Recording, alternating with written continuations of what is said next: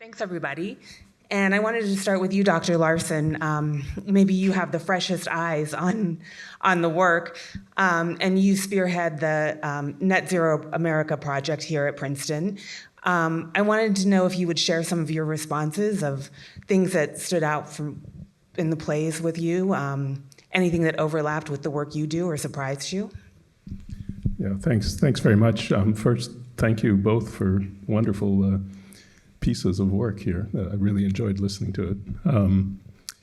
Yeah, I guess I would say that I can relate more to Kate Tarker's play than the other one in terms of my own work. And I think, the themes of climate change and the issues around that, that's what the work that you referred to, the Net Zero America project, that's something that is trying to address climate change. And some of the there were some similarities, I thought, in what the reading of Kate's play, in that I just noted a couple of things where the line about scientists should say what happens to pets with climate change as a way of communicating, because people can relate to that.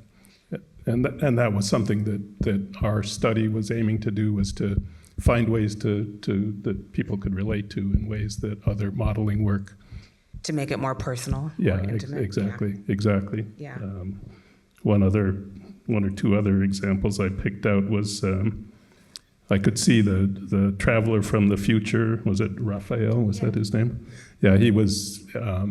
There's a whole set of people who look to the future as being it's going to be perfect, and we want it to be perfect. And I think that is, from our work, it's a little bit too rosy-eyed, right? And then the last one I will just mention was Margot, who was trying to control information, which I think is the opposite of what one wants to do in this situation. Is people need to know what the options are and what the potential risks are and so on. So I thought I found some overlap with some of the things that we do. Great, thank you. As part of the commission, both writers spent residency time here at Princeton interviewing and meeting scientists, attending lectures, classes, to incorporate into the work. And I wanted to hear from both of you, if you would both talk a little bit about how the interactions impacted your work and your process. Kate, Douglas, do you want to go first? I mean, it's such a blisteringly intelligent place to be. It's kind of like the feedback loop is so fast. I got to repattern my undergraduate experience in a really new way. I got to attend the most incredible classes, and I met with professors and experts, and I sort of, I had a sense of what I wanted to talk to them, but actually it was in getting personal with them. I think that had the biggest impact on this piece, about their discussions of how they're holding mass extinction in their day-to-day lives and their, rather than just sort of in their work, which can be very heady, which I found really moving and exciting. Mm-hmm. It was, for me, I mostly had individual conversations with scientists and postdocs, because it turns out I still can't wake up for 8 a.m. classes.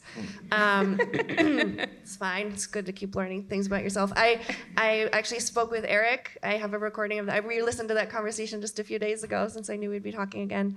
I'm very interested in, I came in here wanting to know sort of what is possible in terms of energy transition, what is technically possible, what is scientifically possible in terms of getting off carbon, and I asked, I spoke to Anu Ramaswamy about that. I learned a lot about, I was very interested in cities in America and just trying to sort of understand possible climate futures sort of here on the East Coast. And I wanted to tell I'm still writing it, but I want to tell a hyper-local story about a real place. And I'd been living in Providence, Rhode Island for the last few years. So I like that that's kind of a nowhere place that's off the map for a lot of people, but also nearby. And then also there's just there's been a lot happening politically, and understatement of the year. It was sort of wild coming and doing these interviews right before Trump was reelected, and I sort of had one idea of how the story was going to go, and sort of how our climate future was going to go based on where we were at with policy before that and what conversations we were having about what was possible. And then there's been such a campaign to discredit climate science and remove information that the play now is much more about. Still, sort of my central question of how does our imagination and what we imagine shape what actually becomes possible, but also engaging with an authoritarian turn, very strong anti-science currents that are in our culture right now. Great, thank you. And Steve, you've worked closely with our partners here at HMEI and the Lewis Center to get this program off the ground. Can you talk a little bit about what the inspiration was and what the vision was for this initiative?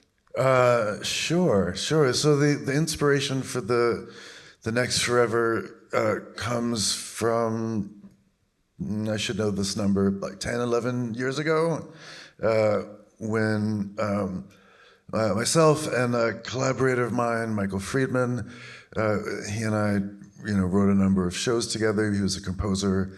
I wrote the books, and we were undertaking writing what turned out to be like the first American major play about climate change.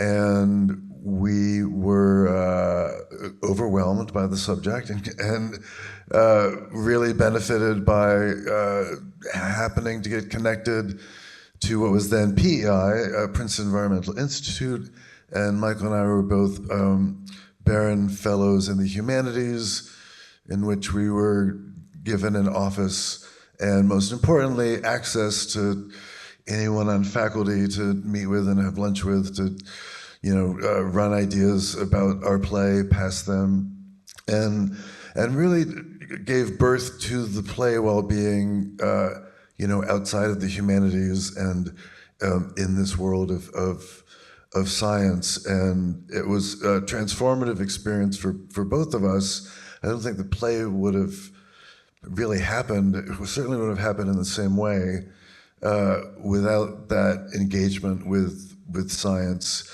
And ever since that happened, I thought, this is a great little setup here. Right? I would love to extend this to other writers and kind of help in what I kind of think is a movement to really connect the arts, humanities, and the sciences around urgent issues like climate change. I think I encountered so many people that were doing their work, but also doing additional work to go above and beyond the call of duty, to put themselves in an unfamiliar discipline or a different world in order to try to, ultimately, engage the public, change the world, save the world, just that, lofty goals. So it took a while, but eventually I talked to Kathy Hackett and Marion Friedman Young about this idea intermittently over the years, and we are so just extremely fortunate that it actually happened and is now in its third year. So the writers that are working right now are the sort of the third cohort who've been commissioned by this program, and yeah, it brings me nothing but great joy to hear that you all had meaningful interactions with the HMEI community. There's a lot of smart people here.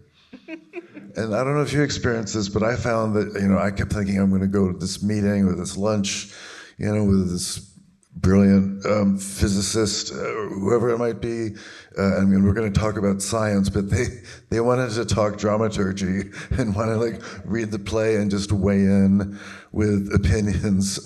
I'm like, well, I don't think this is very plausible. You know, gave some very, very good advice that actually made it into the play.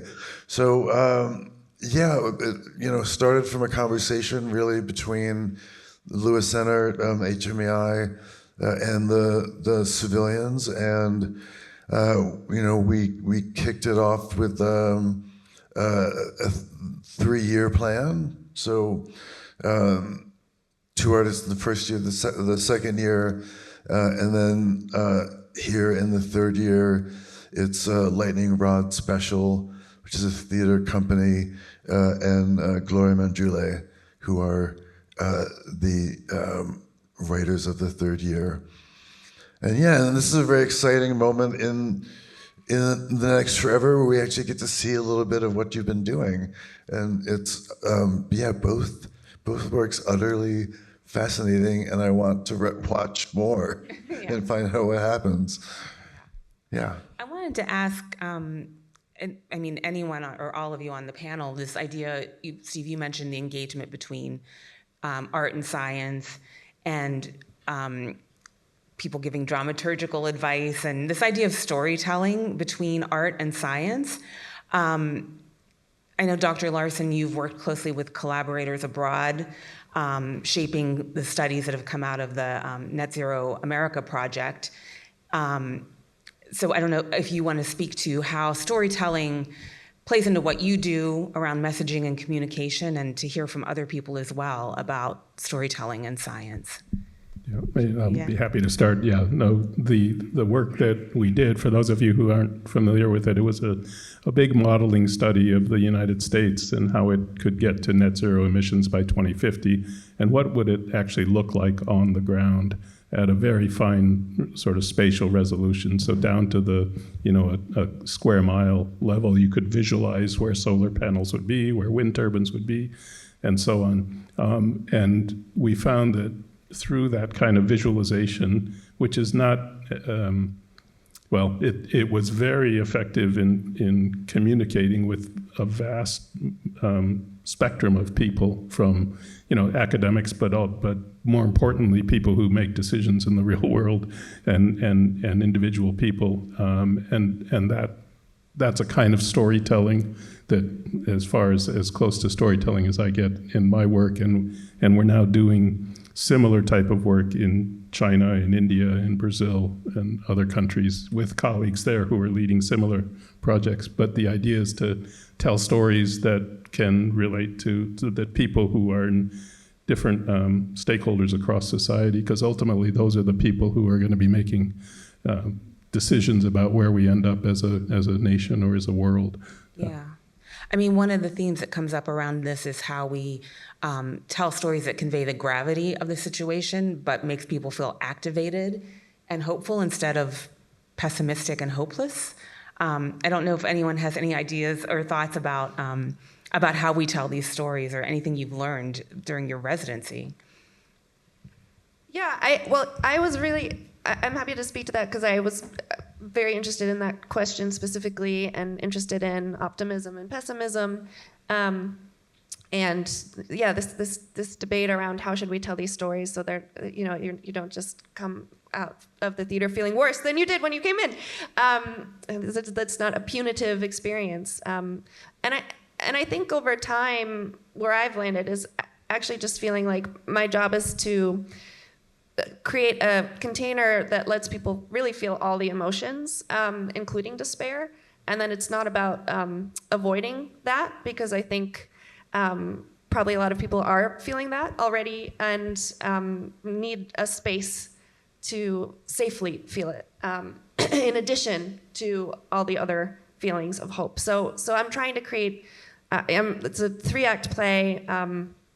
Each act is quite different, and there's stories within stories, as you saw in the first act. There's a sort of dystopian container, grounded dystopian container, with a sort of utopian novel within it, and there's a similar flipped structure in the second act, and I'm trying to create multiple visions of possibility to sort of like exercise our imaginative muscles around futures instead of just one future. Anything to add from anyone else? I mean, I'm just one, but my lens, I think, is to the enormity of it is I get overwhelmed in terms of just sort of, I also don't feel like, you know, I'm not the authority that should be telling people about whether they should be hopeful or not hopeful. I feel my prerogative and my mission is to create work that opens up dialogues and possibilities, especially with the more than human world. And I feel like, and how, what is lost of our humanity when we are inside these entirely synthetic environments and what that does to our souls. And that is what I think I'm like, that's a tiny fractal that I'm trying to write to. And also just, I have a specific interest in moral ambiguity and gray areas in those spaces. Mm-hmm. So I think that helps. That's my lens and my take. I find like, that's how I grapple. Yeah, thank you. We're pretty much at time, but we do have a reception that we hope everyone will stay and continue the conversation with us out there for some snacks and beverages. So thank you. Thank you to everyone up here. Thank you.